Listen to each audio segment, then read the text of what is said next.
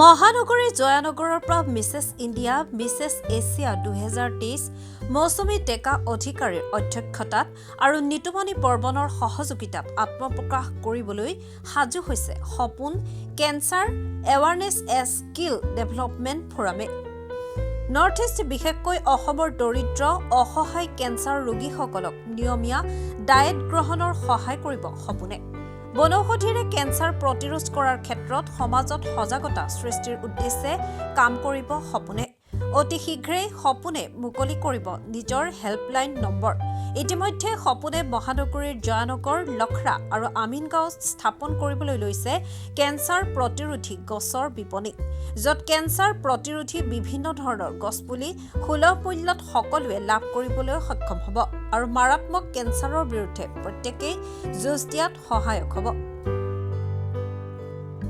নমস্কাৰ, মই মৌচুমী ডেকা অধিকাৰী, Mrs Asia Mrs India and founder of diamond production. মই আপোনালোকক এটা ভাল খবৰ জনাবলৈ গৈ আছোঁ। আমি এটা ৰিচেণ্টলি অৰ্গেনাইজেশ্যন এটা ইনগ্ৰেশ্যন কৰিবলৈ গৈ আছোঁ। সেইটো হৈছে NGO, নামটো হৈছে সপোন কেঞ্চাৰ এৱাৰনেছ চেণ্টাৰ। গতিকে এই আমাৰ এৱাৰনেছ চেণ্টাৰটোৰ মেইন উদ্দেশ্য হৈছে আমাৰ নৰ্থ ইষ্টত যিটো হাৰত কেঞ্চাৰ ৰোগীৰ সংখ্যা বাঢ়ি গৈ আছে তাক আমি কেনেদৰে প্ৰতিৰোধ কৰিব পাৰোঁ, আৰু যিসকল কেঞ্চাৰ ৰোগত আক্ৰান্ত হৈ আছে তেওঁলোকে কেনেদৰে এখন খাদ্য সম্ভাৰ লৈ এটা ডিচিপ্লিন লাইফ লৈ জীয়াই তেওঁলোকে এটা নৰ্মেল লাইফ জীয়াব পাৰে, সেইটো হৈছে আমাৰ এই এৱাৰনেছ চেণ্টাৰটোৰ আমাৰ সপোনৰ উদ্দেশ্য। গতিকে আমাৰ এটা হেল্পলাইন নাম্বাৰ থাকিব, টোল ফ্ৰী নাম্বাৰ, সেইটোত কল কৰিলে আপোনালোকে যি ইনফৰ্মেশ্যন ল'ব বিচাৰে তেতিয়াহ'লে ল'ব পাৰিব।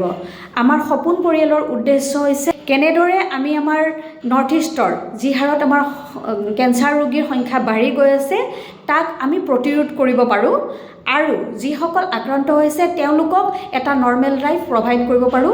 সময়ে সময়ে আমি এৱাৰনেছ চেণ্টাৰো আমি ব্যৱস্থা কৰিম আৰু তেওঁলোকক খাদ্য সম্ভাৰ এখন তালিকা দিম যিটোৰ পৰা তেওঁলোকে এটা সুস্থ লাইফ জীৱন যাপন কৰিব পাৰে। এইটোৱে হৈছে আমাৰ সপোন পৰিয়ালৰ মেইন উদ্দেশ্য। গতিকে আপোনালোক সকলো ৰাইজৰে আশীৰ্বাদ বিচাৰিছোঁ।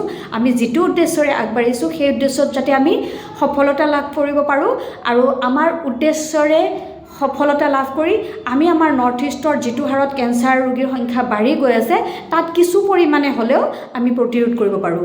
এইটোৱে আমাৰ মেইন উদ্দেশ্য। গতিকে আপোনালোকৰ আৰু ভগৱানৰ যদি আশীৰ্বাদ থাকে আমি নিশ্চয় সফলতা লাভ কৰিম। গতিকে এইখিনিয়ে ক'লোঁ আজিলৈ, পিছলৈ আপোনালোকক আকৌ লগ পাম। গতিকে ধন্যবাদ। ৰমী নায়কৰ ৰিপৰ্ট, মহাজাতি 24 লাইভ।